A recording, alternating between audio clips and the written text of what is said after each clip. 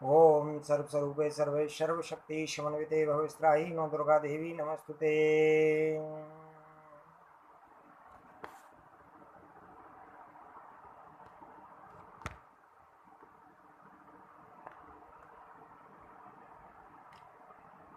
नारद जी ने पूछा, प्रभु, जिस समय भगवान नारायण ने तुलसी को अपनी प्रिया बनाकर उनकी पूजा की,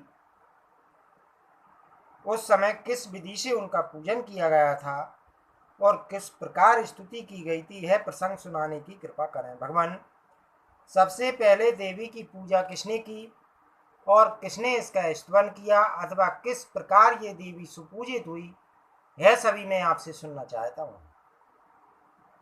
सूत जी कहते हैं, मुनिवरों, नारद की बात सुनकर भगवान नारायण का मुखमंडल प्रशंसा से खिल उठा। उन्होंने पापों का ध्वंस करने वाली परम पुण्यमयी कथा कहानी आरंभ कर दी। भगवान नारायण बोले, मुनि भगवान श्री हरि तुलसी का सम्मान करके उसके और लक्ष्मी दोनों के साथ आनंद करने लगे। उन्होंने तुलसी को भी गौरव प्रदान करके उसे भी लक्ष्मी के समान सौभाग्यवती बना दिया। लक्ष्मी और गंगा तो तुलसी के नव संगम तथा सौभाग्य गौरव को सहन करती रहीं, किंतु सरस्वती को क्षोभ हो जाने के कारण उन्हें यह प्रसंग अप्रिय हो गया। सरस्वती के द्वारा अपमानित होकर तुलसी अंतर्ध्यान हो गई। देवी तुलसी को संपूर्ण योग सिद्धि प्राप्त थी। ज्ञानियों के लिए सिद्धि स्वरूपा उस देवी ने श्री हरि की आंखों से अपने को सर्वत्र छिपा लिया। भगवान ने उसे न देखकर सरस्वती को समझाया और उसे आज्ञा लेकर वे तुलसी वन के लिए चल पड़े। लक्ष्मी बीज श्रीम, माया बीज ह्रीम, काम बीज क्लीम और वाणी बीज एम, इन बीजों का पूर्व में उच्चारण करके वृंदावनी इस शब्द के अंत में डैम विभक्ति लगाई और अंत में वहीन जाया स्वाहा का प्रयोग करके अर्थात श्रीम ह्रीम क्लीम में वृंदावन्य स्वाहा इस दशाक्षर मंत्र का उच्चारण किया।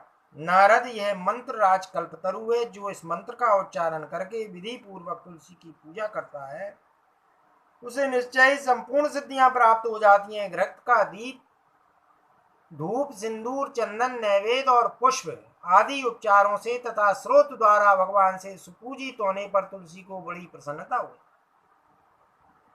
अतः वह वृक्ष से तुरंत बाहर निकल आई और परम प्रसन्न होकर भगवान श्री हरि के चरण कमलों की शरण में चली गई। तब भगवान ने उसे वर दिया, देवी तुम सर्व पूज्या हो जाओ। तुम सुंदर रूप वाली देवी को मैं अपने मस्तक तथा वक्ष स्थल पर धारण करूंगा। इतना ही नहीं, संपूर्ण देवता तुम्हें अपने मस्तक पर धारण करेंगे। यूं कहकर भगवान श्री हरि अपने स्थान पर पधार गए।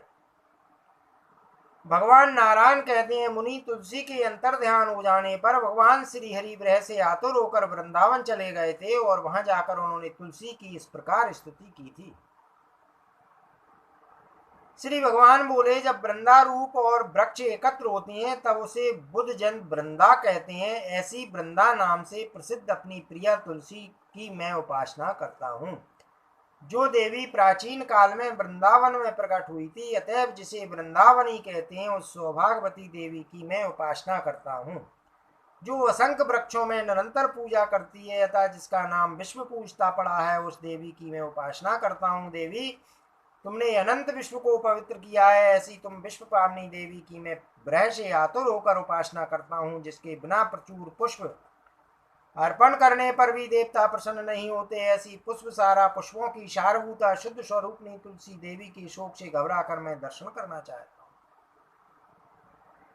संसार में जिसकी प्राप्ति मात्र से भक्त परम आनंदित हो सकता है, इसलिए नंदिनी नाम से जिसकी प्रसिद्धि है, वह भगवती तुलसी अब मुझ पर प्रसन्न हो जाए। अखिल विश्व में जिस देवी की तुलना नहीं की जा सकती, अतएव जो तुलसी कहलाती है, उस अपनी प्रिया की मैं शरण ग्रहण करता हूँ। वह साध्वी तुलसी भगवान श्री कृष्ण की जीवन स्वरूप निरंतर प्रदान करने वाली होने से कृष्ण जीवनी नाम से विख्यात है। वह देवी तुलसी मेरे जीवन की रक्षा करे। इस प्रकार स्तुति करके लक्ष्मीकांत भगवान श्री हरि वहां विराजमान हो गए। इतने में उनके सामने साक्षात तुलसी प्रकट हो गई। उस आदमी ने उनके चरणों में तुरंत मस्तक झुका दिया। अपमान के कारण उस माननी की आंखों से आंसू बह रहे थे, क्योंकि पहले उसे बड़ा सम्मान मिल चुका था। ऐसी प्रिया तुलसी को देखकर भगवान श्री हरि ने उसे तुरंत हृदय से लगा लिया। साथ ही सरस्वती से आज्ञा लेकर उसे अपने साथ ले गए। प्रयत्न पूर्वक सरस्वती के साथ तुलसी का प्रेम स्थापित करवाया। साथ ही भगवान ने तुलसी को वर दिया, देवी तुम सर्व पूज्या और सिरोधार्या हो, सब लोग तुम्हारा आदर एवं सम्मान करें। भगवान विष्णु के इस प्रकार कहने पर वह देवी परम संतुष्ट हो गई। सरस्वती ने उसे खींचकर अपने पास बैठा लिया। नारद, उस समय लक्ष्मी और गंगा के मुख पर हंसी छा गई। उन देवियों ने विनय पूर्वक साध्वी तुलसी का हाथ पकड़ कर उसे भवन में प्रवेश कराया। वृंदा, वृंदावनी, विश्व पूजता, विश्व पावनी, पुष्पसारा, नंदिनी, तुलसी और कृष्ण जीवनी, ये देवी तुलसी के 8 नाम है। यह सार्थक नामावली स्रोतों के रूप में परिणित है। जो पुरुष तुलसी की पूजा करके इस नामाष्टक का पाठ करता है उसे अश्वमेध यज्ञ का फल प्राप्त होता है। कार्तिक की पूर्णिमा तिथि को देवी तुलसी का मंगलमय प्राकट्य हुआ और सर्वप्रथम भगवान श्री हरि ने उसकी पूजा संपन्न की। तभी से यह नियम बन गया है कि इस कार्तिक की पूर्णिमा के अवसर पर विश्व पावनी तुलसी की भक्ति भाव से पूजा करने वाला व्यक्ति संपूर्ण पापों से मुक्त होकर भगवान विष्णु के लोक में चला जाता है।